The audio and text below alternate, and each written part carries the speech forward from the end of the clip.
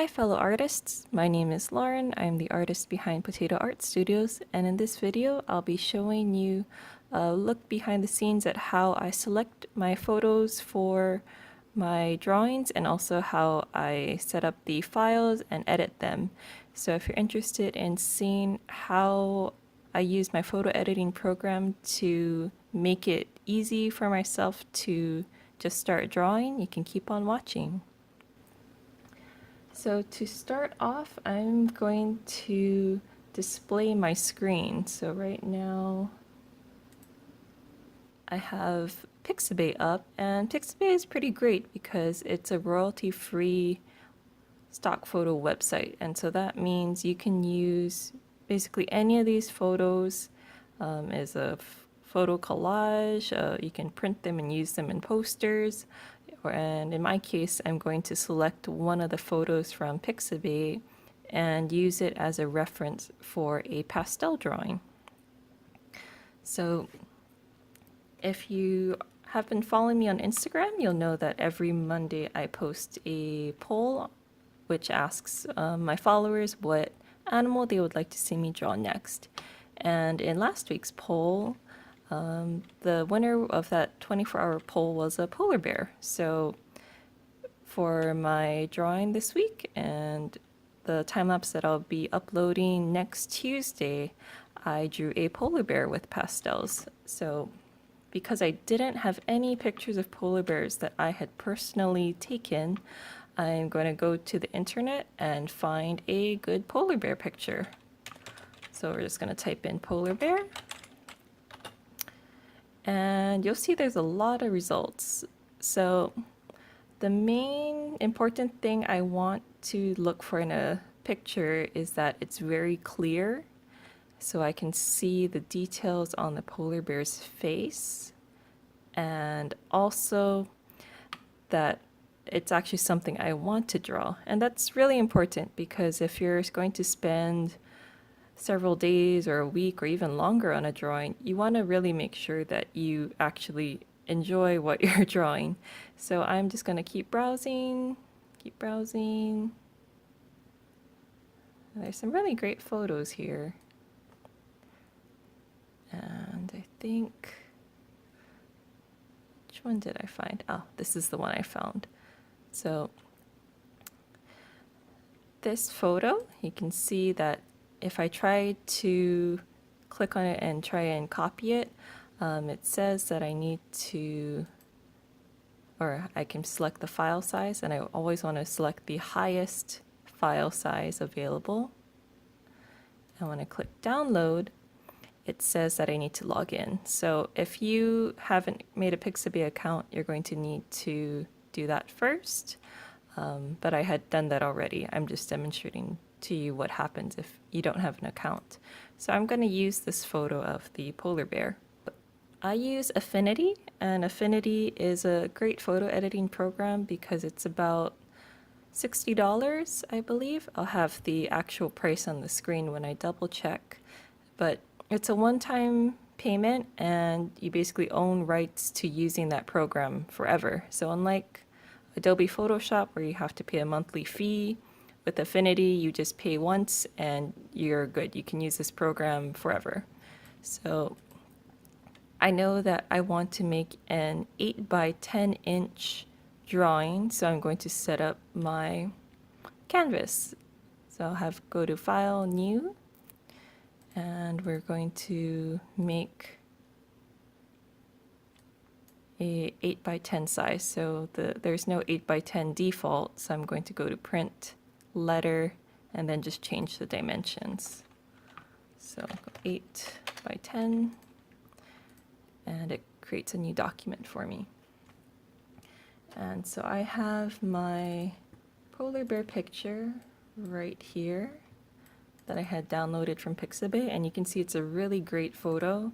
When I zoom in, you can see there's a lot of detail on the face. I can see the fine detail on the hair. There's a lot of interesting colors going around, and so I think this would make a very good photo for a drawing. So what I'm going to do is just copy my photo and paste it in my photo editing program, and you can see that the photo is actually kind of big, so I'm gonna resize it. And so when I'm trying to plan out a drawing, I want to make sure that I'm not making my project too ambitious. So I could draw the head and the entire upper torso and back of the polar bear, but I want to make the drawing within a week. So in order to cut down on the amount of detail, I'm just going to mainly draw the face of the polar bear. So I'll just scale it and move it around. And try that. And so another thing you want to keep in mind is that it's hard to do fine details in a very small space. So you can see that my canvas ruler's on the top, it says 8 inches. On the sides, it says it's 10 inches. And if you take a look at how big the polar bear's eye is, it's actually 1/4 of an inch wide. So that's not very big. So that even means these fine details on the polar bear's fur on its face, that's going to be even smaller than 1/4 of an inch. And so from experience with pastels, I know that it's very difficult to get really, really fine details. So I want to make sure that I have the polar bear's head scaled a bit larger so that I'm not forcing myself to work very small. So I'm going to scale him even larger and take a look at what I think of this. And this is a bit better. So the polar bear's eye is now about 1/2 inch bigger, and the fine details are about 1/4 of an inch, which is a little bit better. So I basically doubled the size of the original picture. And when I'm looking at the photo, I want to make sure nothing's cropped out really weird. So I want to make sure the ear is fully intact at the edge. Also that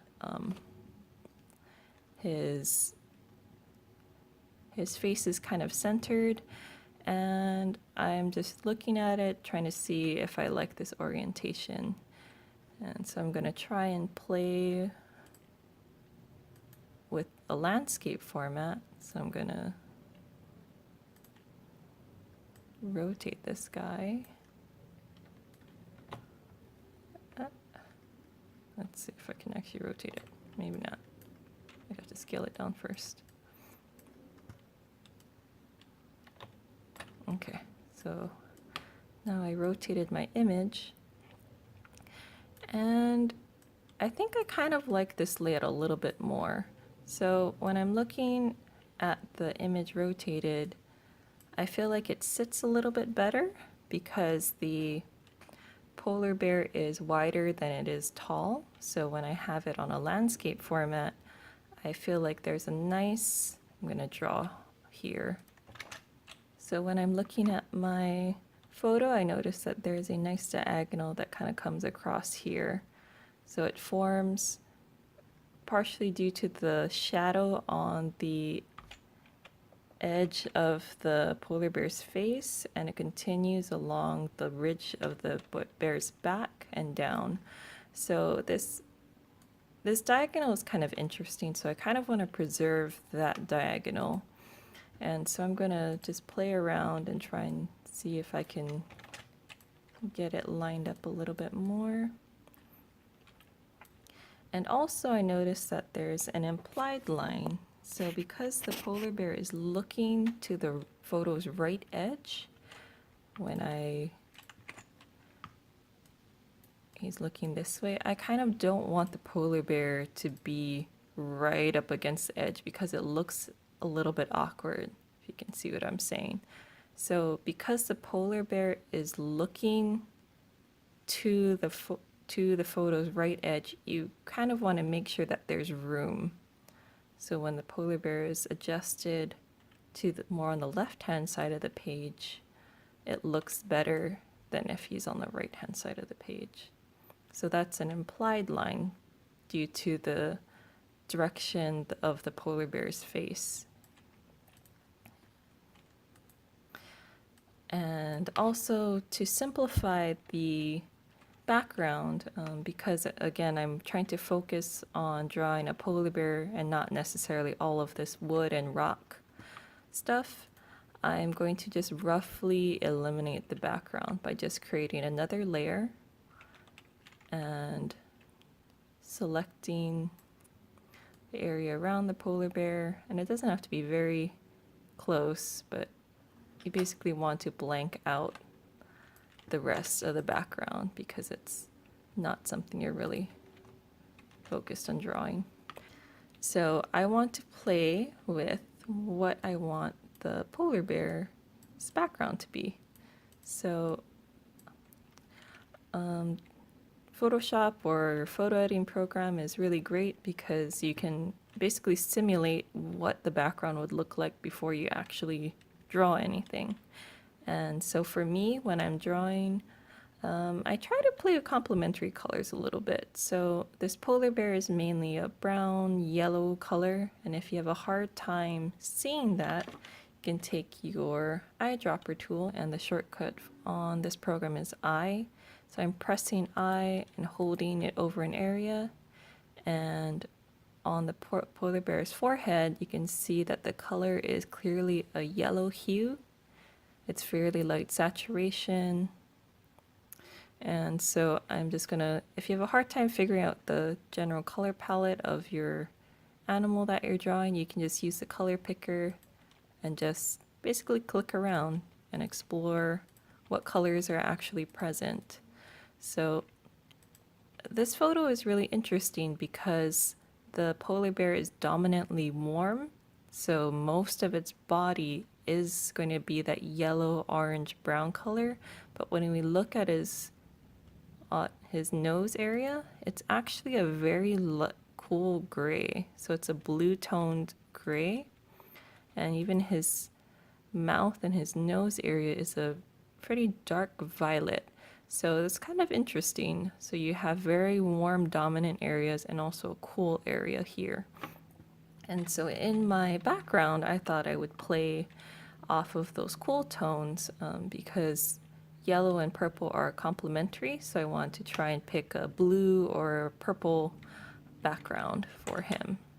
So moving on to the area that I just made white, I'm just gonna use that purple and try and see what it looks like.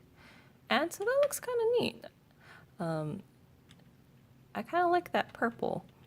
When you're looking at your overall color scheme, it helps to also minimize it so you can pretend you're looking at it at a distance as if it was a picture hanging on a wall far away, and the impression you get from that layout and that color scheme is usually what other people will feel as well.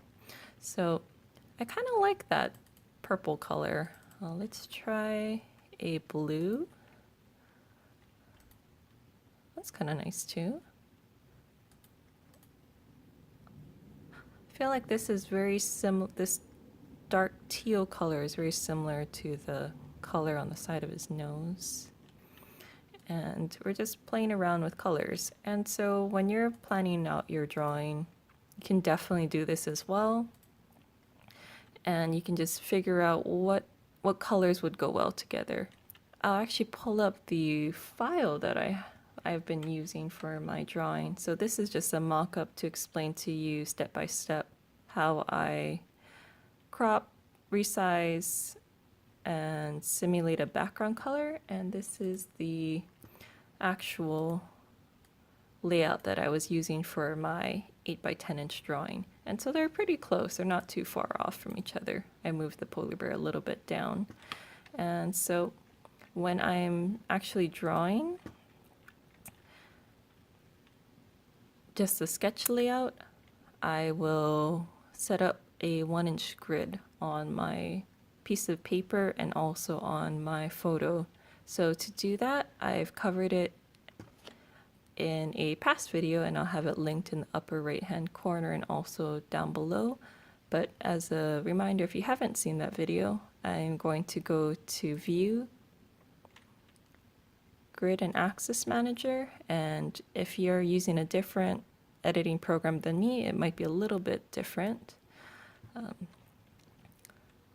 But in Affinity, it brings up this menu, and I'll show grid. And my grid, the automatic setting is set to 1-inch spacings, which is what I want.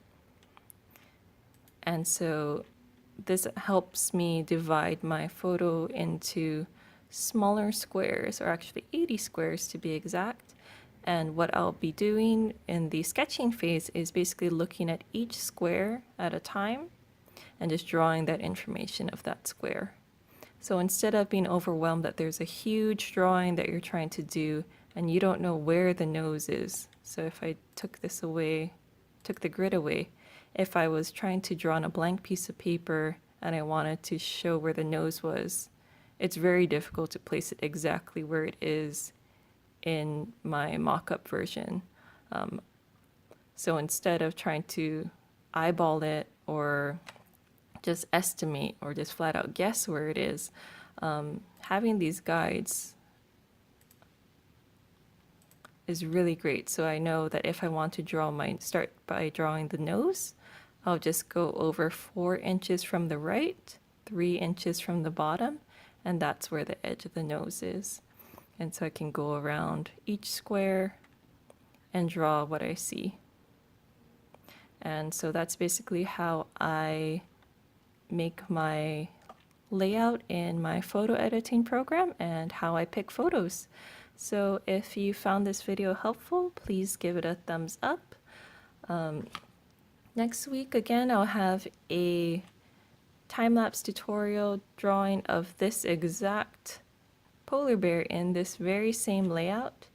If you're interested in drawing along with me or maybe creating a different version of a similar polar bear, I'll leave a link to that Pixabay photo in the description box, and you are free to download that photo and use it as a reference for your own drawing if you'd like.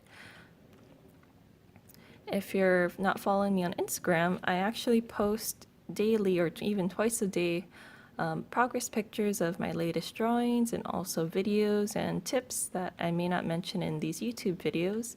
So make sure that you're also following me on Instagram. So thank you very much for watching. Please subscribe if you'd like to be notified when the part 2 of this video goes up, which will be the polar bear drawing time lapse.